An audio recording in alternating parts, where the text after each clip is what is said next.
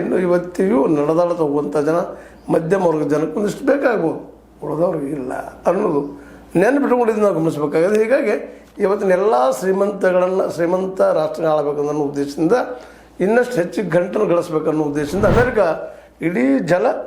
ಇಡೀ ವಿಶ್ವದ ತೈಲ ಉತ್ಪನ್ನಗಳ ರಾಷ್ಟ್ರಗಳನ್ನು ತನ್ನ ಕೈಲಿ ತೆಗೆದುಕೋಬೇಕು, ತನ್ನ ಹಿಡಿದು ಸಾಧಿಸಬೇಕು ಅಂತಂತ ಪ್ರಯತ್ನ ಮಾಡಿದಾಗ ಚೈನಾ ಸಹಿತ ಇವತ್ತು ತನ್ನ ಡೆವಲಪ್ಮೆಂಟನ್ನು ಈ ಎಣ್ಣೆ ಮೇಲೆ ಮಾಡೋದ್ರಿಂದಾಗೆ ಚೈನಾದಲ್ಲೂ ಹೆಚ್ಚು ಕಡಿಮೆ ಇರಾನದ 90% ಎಣ್ಣೆ ಆ ದೇಶಕ್ಕೆ ಹೋಗೋದ್ರಿಂದಾಗೆ ಇರಾನದ ಪ್ರತಿಯೊಂದು ಹೆಜ್ಜೆಯಲ್ಲಿ ಇವತ್ತು ಚೈನಾ ಹೆಜ್ಜೆ ಇಡೋದ್ರಿಂದಾಗಿ ಜೊತೆಗೆ ಕೆಲವೊಂದು ಅಮೇರಿಕ ತಾನೇ ಮಾಡಿಕೊಂಡ ಅವಘಡಗಳಿಂದಾಗಿ ಮೊದಲನೇದಾಗಿ ಇಸ್ರೇಲದ ಮಾತು ಕೇಳಬಾರ್ದಾಗಿತ್ತು, ಕೇಳ್ತು.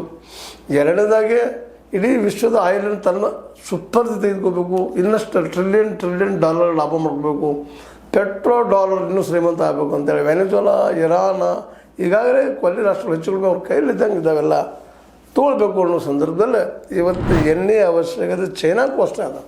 ಹೀಗಾಗಿ ಅದು ಸಹ ಇವತ್ತು ಅನಿವಾರ್ಯವಾಗಿ ಇರಾನ್ ಬಿಟ್ಟುಕೊಳ್ಳಾದ ಪರಿಸ್ಥಿತಿ ಇರೋದ್ರಿಂದಾಗೆ ಇವತ್ತು ಈ ರಾಷ್ಟ್ರಗಳಿಗೆ, ಈ ಶ್ರೀಮಂತ ರಾಷ್ಟ್ರಗಳಿಗೆ ಏನು ಬೇಕಾಗಿದ್ದನ್ನ ಅತ್ಯಂತ ಕಡು ಬಡವ ರಾಷ್ಟ್ರಗಳಿಗೆ ಎಷ್ಟು ಬೇಕಪ್ಪ ಅಲ್ಲಿ ಮಧ್ಯಮ ವರ್ಗಕ್ಕೆ, ಮೇಲ್ಮಧ್ಯಮ ವರ್ಗಕ್ಕೆ, ಮೇಲ್ವರ್ಗಕ್ಕೆ, ಕೆಳವರ್ಗಕ್ಕೆ ಎಷ್ಟು ಒಲೆ ಉರುವುದಕ್ಕೆ, ಕಟ್ಟಿಗೆ ಮೇಲೆ ಹಾಕೋಕೆ ಒಂದಿಷ್ಟು ಸೀಮೆ ಏನೇ, ಇದು ವಾಸ್ತವ ಸ್ಥಿತಿ. ಹೀಗಾಗಿ ಇವತ್ತೇನಿದ್ರು ಶ್ರೀಮಂತರ ಮಧ್ಯದಲ್ಲಿ ಕದನ ಇದೆಯಲ್ಲ, ಈ ಕದನದಲ್ಲಿ ಯಾರೋ ಬಲಿ ಆಗ್ತಾ ಇದ್ದಾರೆ. ಅದೇನೂ ಇರಲಿ, ಅದು ಶಾಂತಿ ಮಾತುಕತೆಯಿಂದ ಮುಗಿತಿದ್ದಾರೆ. ಈ ಒಂದು ನಮ್ಮ ಪ್ರಧಾನಿ ಶಹಬಾಜ್ ಶರೀಫ್ ಅಂದರೆ ಪಾಕಿಸ್ತಾನ ಪ್ರಧಾನಿ ಅಲ್ಲಿ ಶಾಂತಿ ಮಾತುಕತೆ ಕರೆದಿದ್ದಾರೆ. ಆದರೆ ಇನ್ನೂ ಅವ್ರ ಮಧ್ಯದಲ್ಲಿ ಹೊಂದಾಣಿಕೆ ಆಗ್ತಾ ಇಲ್ಲ.